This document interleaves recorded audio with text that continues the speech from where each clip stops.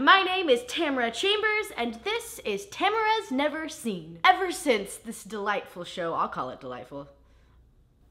It's delightful. Ever since this show started, Doug Walker and Rob Walker have been telling me that I need to watch A League of Their Own. I've been planning on doing it for this channel for a very long time, but I never wanted to watch it without them because they were so pumped about the film. So we finally got a date together and we watched it all together a couple days ago. I'm ready to go. I've already seen it. This is just a fun little intro. So fun. I also won't be doing predictions for this one. You can only really predict tears of joy and happiness for women everywhere. Let's go! Na, na, na, na.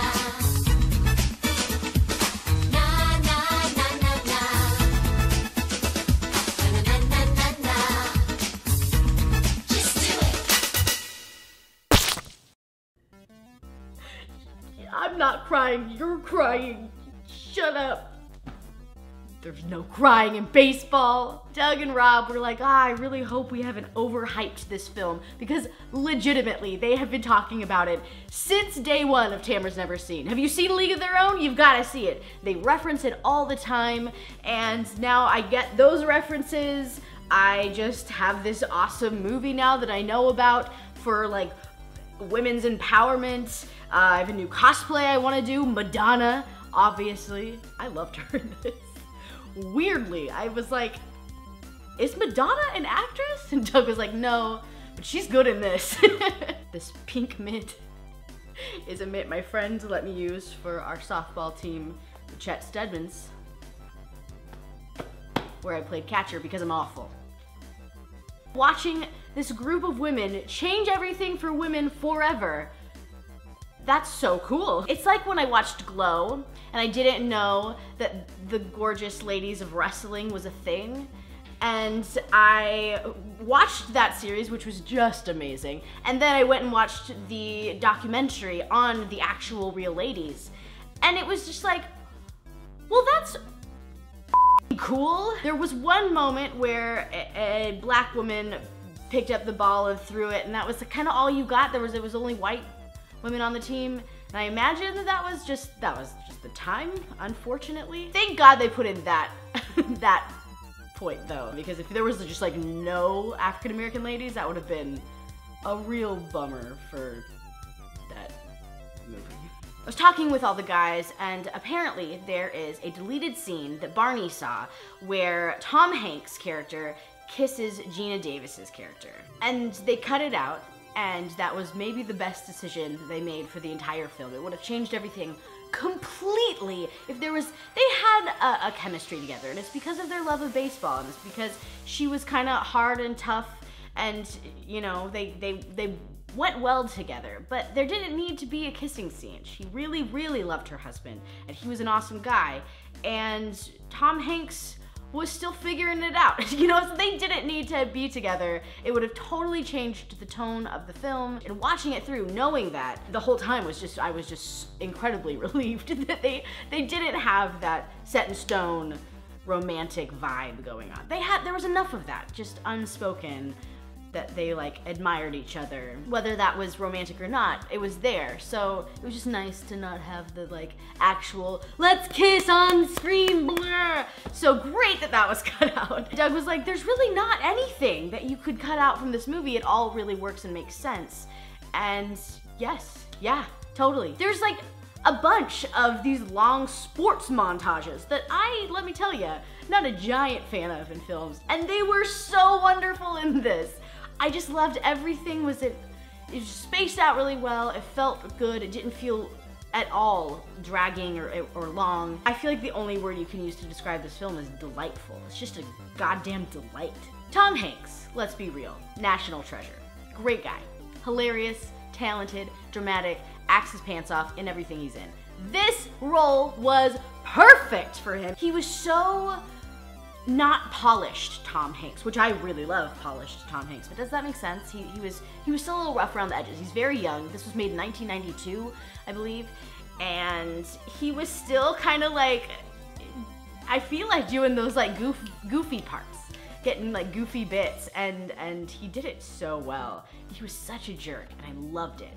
Again, another great example of somebody taking an unlikable character and just making him so entertaining. That was how I felt about the guy in Glow, who had the same kind of role in that. Sammy, or Sam. What's his name? Marc Maron?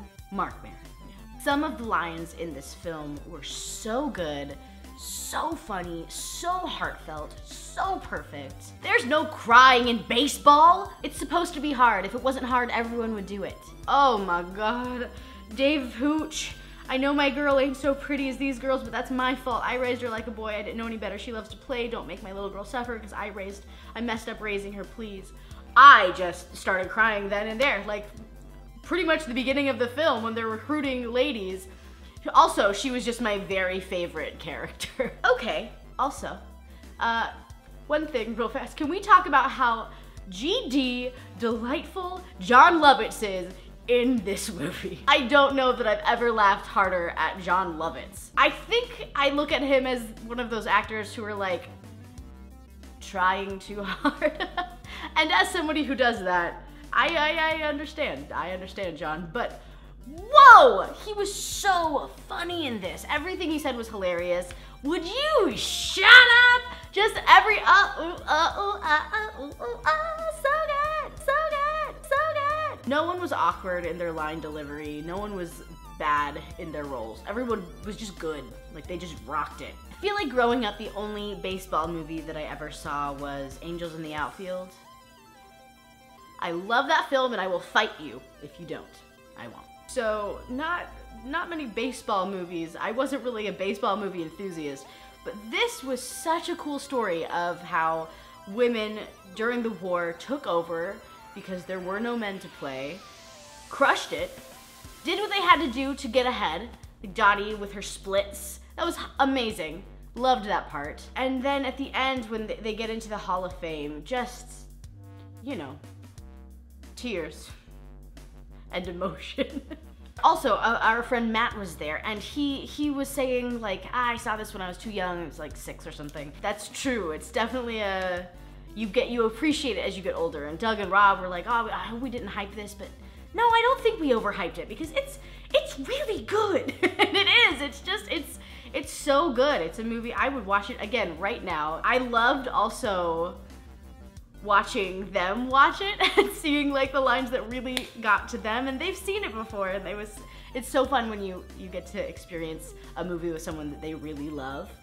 Or it's treacherous if you don't like it. That could be a bad thing as well. Kind of funny because I know a lot of people watch this series because they want to relive that first time kind of experience, but it was kind of in a different way fun to watch them relive it again. That was awesome. Rosie O'Donnell got on screen and Malcolm looked at me and he's like, is that who I think it is?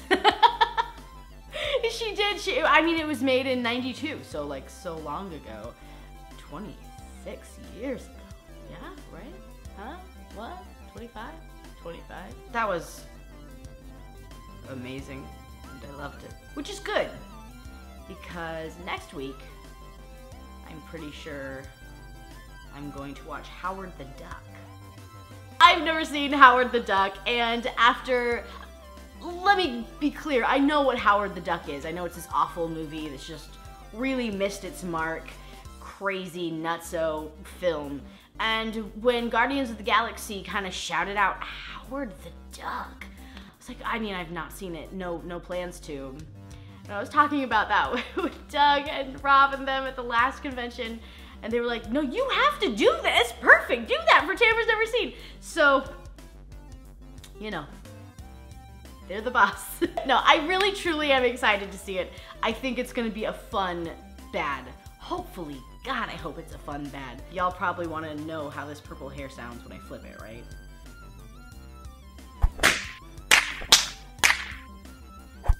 So different, right? Thank you so much for watching. Check out next week for Howard the Duck. And I'll see y'all very soon.